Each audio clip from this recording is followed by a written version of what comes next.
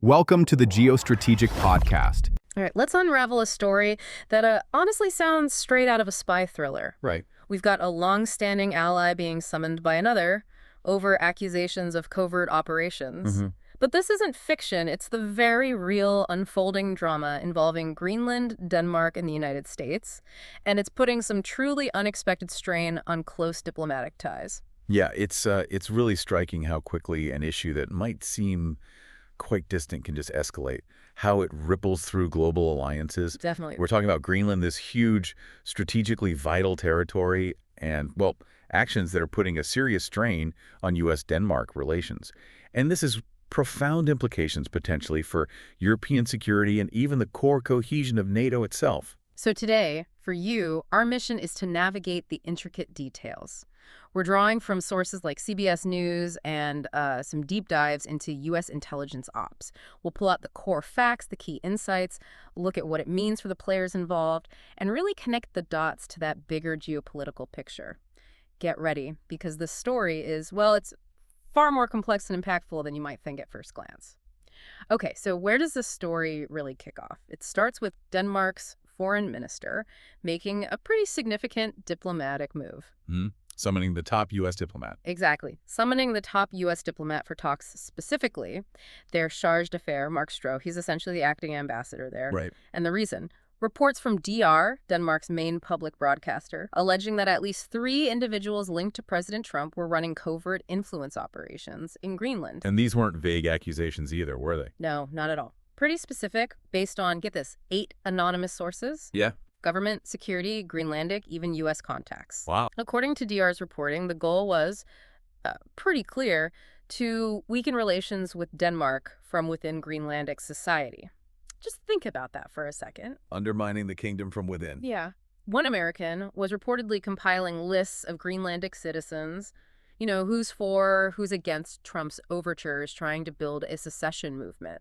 Basically trying to manufacture internal division, ship away at Danish authority. And there were others involved too? Yes, DR claimed other Americans tried to cultivate contacts with politicians, business people, and citizens trying to get secret support for Trump's, well, desire to take over Greenland. It's important to note, though, DR couldn't clarify if these individuals were acting, you know, on their own or under direct orders. That part's still murky. Okay, stepping back for a moment, it's really crucial to understand why Greenland matters so much here. It's not just some random island. Right, strategic location. Exactly. It's huge. It's semi-autonomous, but part of the Danish kingdom. And its location, northeast of Canada, right between the U.S., Russia, and Europe. That makes it absolutely critical, both for economics, think resources, and for defense, especially as melting sea ice opens up those new Arctic shipping routes. And the U.S. military presence. And the U.S. military presence, yeah. Thule Air Base, the northernmost U.S. base, vital for early warning radar. It's a key piece of architecture. So Denmark sees these reports. How do they react? Well, their response was, understandably, swift and firm. Foreign Minister Lars Løkke Rasmussen, he put out a statement, said his ministry was aware that foreign actors continue to show an interest in Greenland, but then very clearly, any attempt to interfere in the internal affairs of the kingdom will, of course, be unacceptable. Unacceptable. Strong word between allies. Very strong. And he confirmed summoning the U.S. charge d'affaires, Mark Stroh. That kind of public rebuke is highly unusual, really shows how serious they took it. And it wasn't just official statements, right? There was public reaction, too. Oh, yeah. The feeling on the ground, or at least some of it, was captured by a protest outside the U.S. Embassy in Copenhagen back on March 29, 2025. Someone held up a placard that just said, USA is a bad ally. Stark. Wow, a bad ally. That cuts deep. So why? Why this intense focus from President Trump? What's his stated reason?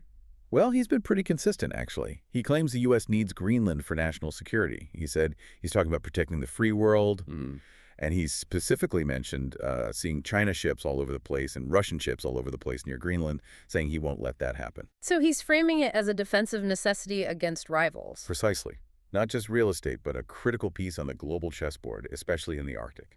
And this concern about foreign influence, it wasn't just the foreign minister, right? Danish intelligence weighed in, too. That's right. The Danish Security and Intelligence Service, PET, they responded to a request for comment. They said Greenland is, and this is a quote, particularly in the current situation, a target for influence campaigns of various kinds.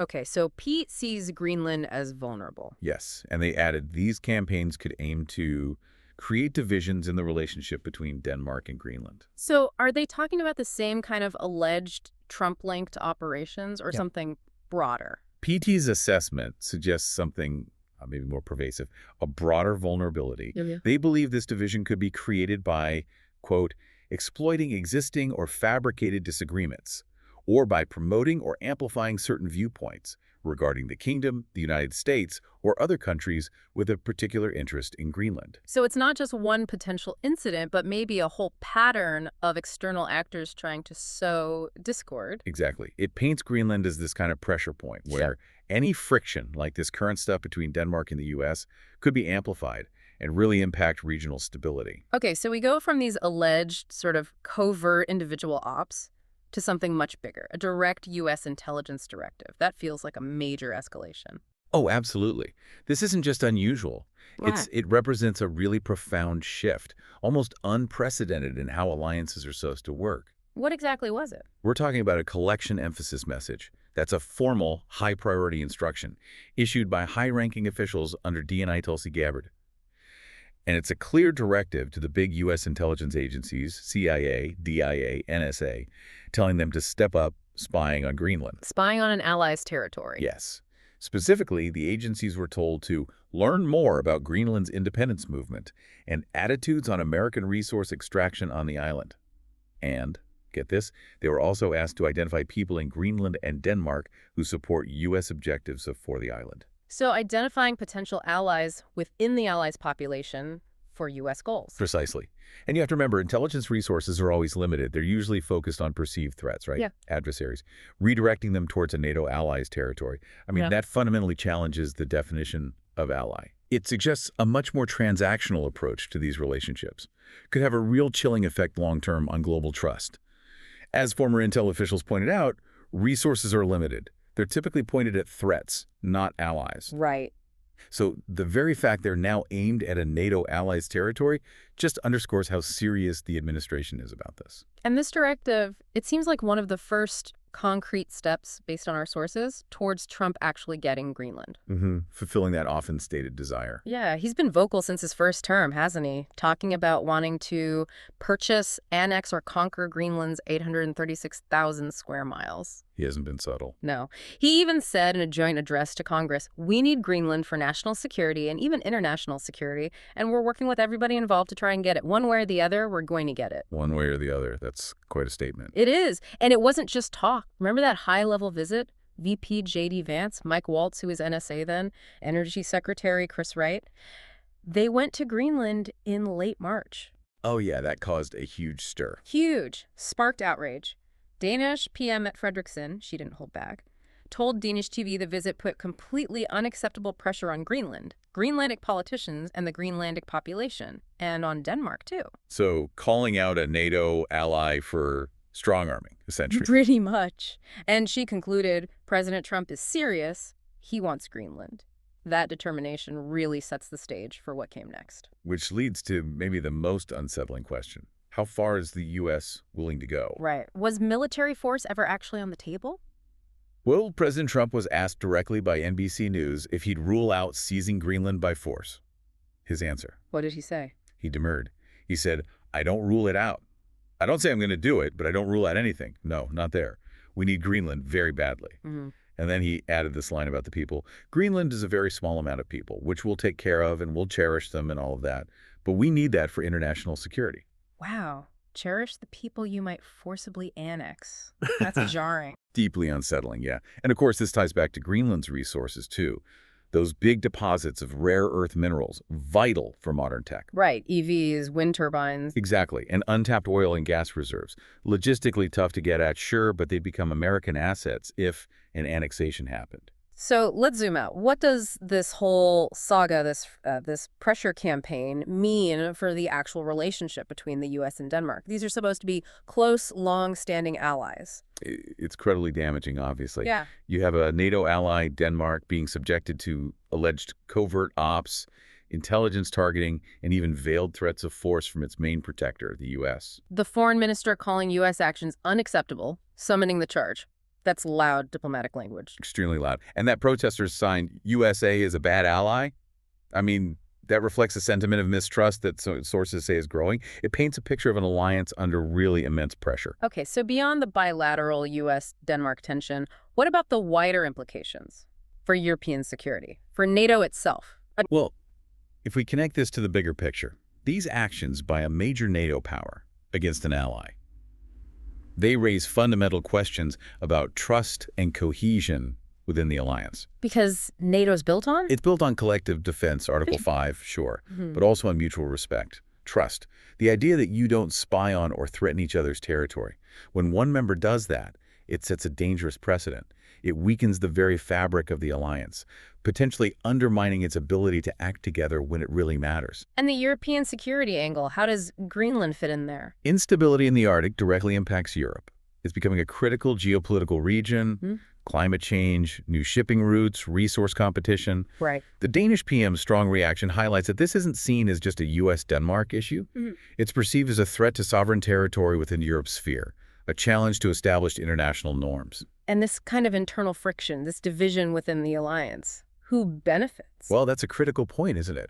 This situation, allies spying, threats of annexation, it creates vulnerabilities. And Trump himself mentioned rivals. Exactly. President Trump mentioned China ships and Russian ships as part of his rationale. And Danish intelligence, PT, warned Greenland is a target for influence campaigns, aiming to create divisions. So does this chaos open the door for Russia and China? It certainly could. When trust breaks down between allies, when there are internal divisions being exploited or, frankly, created, it creates opportunities. Other global powers like Russia and China are definitely watching. They could look to advance their own strategic interests in the Arctic while the West is distracted or divided. A fractured NATO, or a West fighting amongst itself, is an open invitation for them to try and shift power balances, create new instabilities, not just in the Arctic, but potentially globally. So the stakes are pretty high. Very high. The long-term security architecture, especially in Europe, relies on these alliances holding firm based on shared principles. Challenging those principles has serious consequences. So wrapping this up, our deep dive into Greenland, it reveals way more than just, some bizarre real estate negotiation. Much more. It's this complex mix of national security, diplomatic rules, and really the very definition of what an alliance is. We've seen how alleged covert actions, overt political pressure, can seriously strain ties between even close allies like the U.S. and Denmark. Their core interests seem to be sharply diverging here. Yeah, and it points to a significant potential threat to alliance stability when this kind of internal friction happens, raises serious questions about future cooperation. What's really unsettling, I think, is how these events just challenge our basic assumptions about how allies behave, about international norms. Absolutely. The implications for European security are stark. Instability up north echoes across the continent, and a weakened NATO is clearly less capable of handling other threats. And this leaves an important question for you, our listener, to think about. In an era where strategic resources and influence are increasingly fought over, what does this kind of internal breakdown within an alliance actually mean? What does it mean for the future of global security? For the principles NATO was founded on, it's definitely something to mull over as the Arctic ice keeps melting and the world keeps watching. Thanks for tuning in. If you found this discussion valuable, please like, share, and subscribe to the Geostrategic podcast for more in-depth analysis on topics that shape our world. Stay informed, stay ahead, and stay tuned for the next episode.